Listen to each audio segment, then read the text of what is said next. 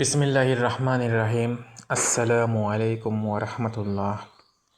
গুরুত্বপূর্ণ একটি বাব সম্প্রসারণ। আত্মশক্তি অর্জনই শিক্ষার উদ্দেশ্য। শুরু করছি। মূল ভাব। শিক্ষার প্রকৃত উদ্দেশ্য হল মানুষের অন্তরের সুপ্ত প্রতিভাকে জাগ্রত করে তাকে আত্মশক্তিতে বলবান করা। শুধুমাত্র বইয়ের বিদ্যা অর্জনই যথেষ্ট নয়, যদি না তা মানুষের চরিত্র গঠন ও বিবেককে জাগ্রত করতে পারে। সম্প্রসারিত ভাব। শিক্ষা মানুষের মৌলিক অধিকার। শিক্ষা মানুষকে জানতে ও চিনতে শেখায়।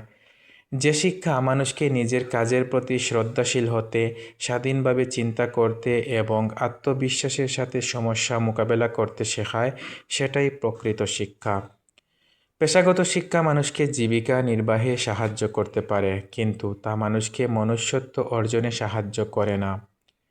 প্রকৃত শিক্ষা মানুষের মধ্যে মনুষ্যত্ববোধ জাগ্রত করে, তার ভেতরের সুপ্ত প্রতিভাকে জাগিয়ে তোলে। আত্মশক্তি হল নিজের ওপর বিশ্বাস বা আত্মবিশ্বাস, যা সৎ পথে চলতে এবং অন্যায়ের প্রতিবাদ করতে শেখায়।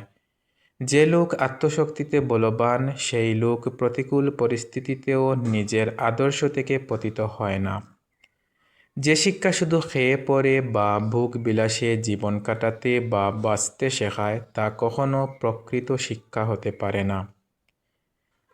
যে শিক্ষা জীবনকে সকলের সঙ্গে উপভোগ করতে এবং কল্যাণমুখী কাজে লাগাতে শেখায় না, সেটি প্রকৃত শিক্ষা নয়। আত্মশক্তিহীন মানুষ অন্যের ওপর নির্ভরশীল হয়ে পড়ে এবং নিজের বিবেক বুদ্ধি হারিয়ে ফেলে। ফলে তারা শিক্ষিত হয়েও প্রকৃত মানুষের মর্যাদা পায় না। মন্তব্য। আত্মশক্তিহীন শিক্ষা হল প্রাণহীন দেহের মতো। আত্মশক্তি সম্পন্ন লোকই সমাজে মর্যাদা লাভ করে। শিক্ষা ছাড়া আত্মশক্তি অর্জন করা অসম্ভব। তাই আত্মশক্তি অর্জনই শিক্ষার উদ্দেশ্য।